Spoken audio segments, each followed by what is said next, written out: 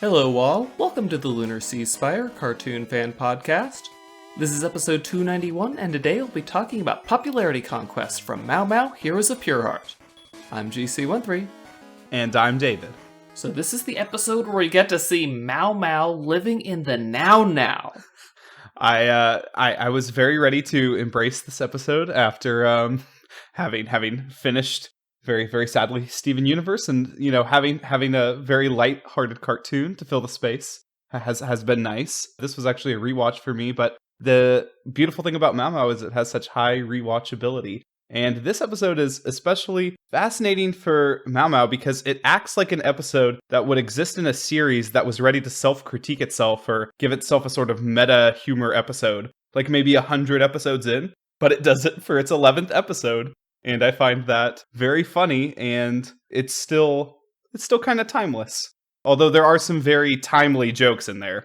Yeah, it saved its meta humor for some of its fellow Cartoon Network properties, taking some digs at Adventure Time for being over, and Teen Titans Go for being played all the time. But it also is, it's sort of fundamentally about, the series wants Mao Mao to sort of have this identity question carrying throughout it, but here it's specifically about, is my identity likable? Am I liked by others? And I love how quickly Mao Mao turns from, considering the Sweetie Pies creatures that he just annoyingly has to keep care of, to just resigning to the fact that, yeah, I need help, guys. I want to be loved. Please, I need love. And, he gets his whole makeover session and runway show. I mean, there'll be an episode later on where Mao Mao's not the only one subject to social pressure from the Sweetie Pies. I wonder what makes them so... Is it just the number of them? Is it because they're so cute? Because they're awful creatures. I don't know why you would seek validation from them. Because we see how quickly they turn so quickly to outrageous crime. The graffiti immediately fills the entire town. Obviously, everything's on fire. But even the lowness they go to, that one purple Sweetie Pie, just... Mao Mao helps him go into someone's house, and then a very dubious toilet flushing noise happens. Oh, that's Pinky. Pinky is the worst. Pinky truly is. I mean, was he trying to clog someone's toilet with, random stuff? Was he just using their bathroom because it's weird? You just have a weird thing about wanting to use someone else's restroom? Or maybe his got broken into? I don't know. Oh, he is a troublemaker. But... this is the episode where Mao Mao still does not like the Sweetie Pies, but he's only going through with this because, again, he's desperate for approval, not just from father figures, apparently. He'll take it from anyone he can get it from. Yeah, I really liked that he said that he didn't care about the graph, and then as soon as... What's the king's name? Should have written that down. King Snugglemane, like Charlemagne. As soon as King Snugglemane tries moving the Mao Mao sticker down, he freaks out, which is great. Yeah, and then the king puts him in check there. He's like, "Oh, do you?" I loved that outfit that the king said was too dated. Very sophisticated outfit. Maybe they should have brought that style back. Yeah, that whole runway sequence was great because Badgerclops' narration was so spot on for this almost accent that runway and the cadence of speaking that a runway narrator or announcer would have. But the outfits were interesting. I like what they landed on, which was marketable, as Pinky said. I wonder how much money they made selling that merch. I wondered if that really came from a show creator's experience of trying to pitch the show and hearing feedback about Mao Mao's teeth and Mao Mao's abrasiveness, or if they were just making a joke without it actually being the case. But I really like that teeth transformation sequence, too, where it became it reminded me of everybody bemoaning the Cal Art style, and Mao Mao definitely took on the Cal Art smile. Don't even bring us there. Yes, I know. I'm not a believer in the Cal Arts style. All of the digital ink that has been spilled waging the war against the CalArt style. I like that this episode has that little core, that little thing that people learn. It's that while Mao Mao was constantly miserable doing things to get this shallow approval. I remember there was a Simpsons episode where Bart's getting everyone's approval, and just like with Mao Mao, it's do the thing, do the thing.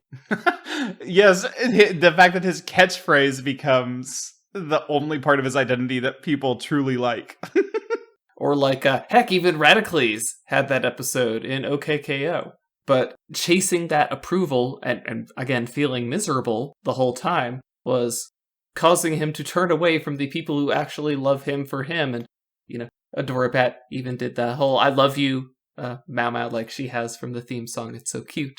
The whole conclusion also felt, while it was very much about Mao Mao, again, those like meta jabs, it felt, I mean, come on, the ukulele is so iconic for Steven Universe. The fact that Mao Mao tries to play a song on the ukulele to tame the monster felt so much like I mean, was it truly a critique? Probably just poking fun at the way Steven Universe battles normally go down. Yeah, it's more making fun of how Steven Universe is viewed by people. Because Right. Steven has never...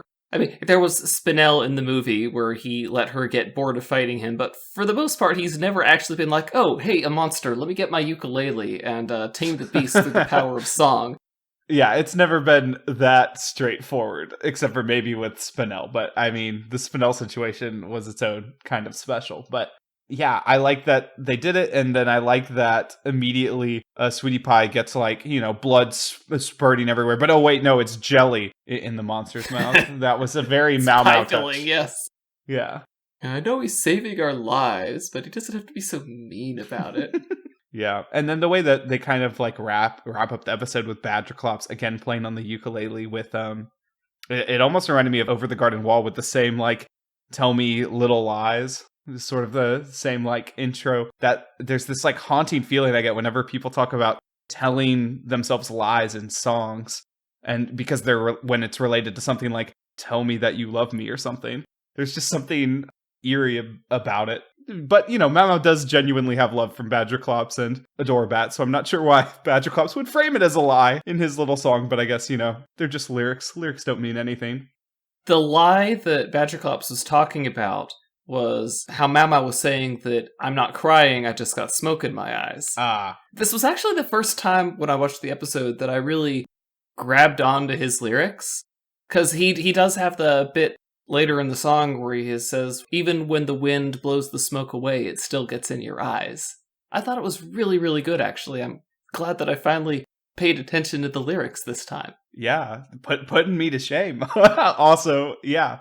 Yeah, which is, it's kind of a funny ending for Mao Mao as well because of how thoughtful it is versus, normally the fast-paced humor of Mao Mao doesn't allow for this kind of moment to happen, but they really let it happen, and it takes longer than, a few seconds, which is how long most jokes in Mao Mao last. Well, they did give it the classic Mao Mao ending. This place really needs a fire department. Right, and it still ends with that classic quick quip. An abrupt tonal shift that is, so Mao Mao. And so true. They actually do need a fire department. I mean, they still haven't put out that fire from the one where they come up with the Jelly 5 that I love is a consistent feature through the series, by the way. Give me some jelly. But what else to say? It's your classic episode where the main character tries to be something they aren't in an attempt to earn approval from people who they don't actually respect. It's just Mao Mao does it so well. It really does. I'll say one last reference that it's not a reference, but a thing that reminded me of another cartoon was when the king put Badgerclops and Adorabat in front of the crowd and they were all clapping and then puts Mao Mao in front of them and they all get silent. It reminded me of the SpongeBob's arm versus Squidward's arm talent show episode. Yes. Where, everybody just inexplicably loves SpongeBob, even just his hand, and they don't like Squidward's interpretive dance at all. Very similar situation. Squidward's identity is just never accepted, except Squidward's identity hardly ever gets actually celebrated in that show. Compared to, Mao Mao.